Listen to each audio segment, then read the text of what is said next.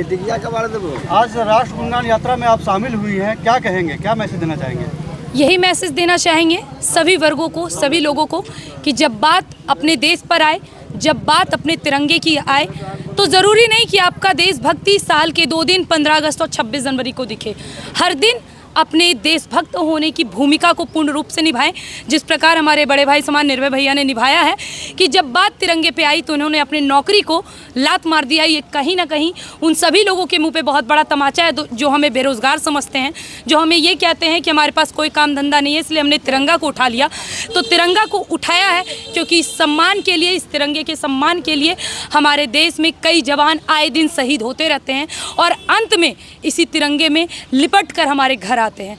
तो इस तिरंगे के लिए, इस तिरंगे के सम्मान के लिए हम इस यात्रा में शामिल हैं और सभी लोगों को यही मैसेज देना चाहेंगे कि पूर्ण रूप से समर्थन करें। तिरंगा यात्रा को डिस्टर्ब करने की कोशिश की गई थी, तो जिसको लेकर के निर्भय प्रताप जी ने जो है नौकरी को रिजाइन कर दिया, तो क्या कहेंगे, आखिर क्यों ऐसा किया गया था, क्यों? देखिए, हमारे देश में पक्ष और विपक्ष दोनों रहते हैं, लेकिन अगर विपक्ष की भूमिका अगर वाकई में हमारे देश में किसी ने निभाई है तो हमारे अटल बिहारी वाजपेयी जी ने, जिन्होंने बड़ी एक अच्छी पंक्ति कही कि सत्ता आएंगी जाएंगी, सरकारें बनेंगी बिगड़ेंगी, लेकिन ये देश रहना चाहिए, देश का लोकतंत्र रहना चाहिए और इस देश के लोकतंत्र के पहचान को, अपने राष्ट्रीय ध्वज को सम्मान देना ये सभी नागरिक का कर्तव्य है, सभी हिंदुस्तानियों का कर्तव्य है।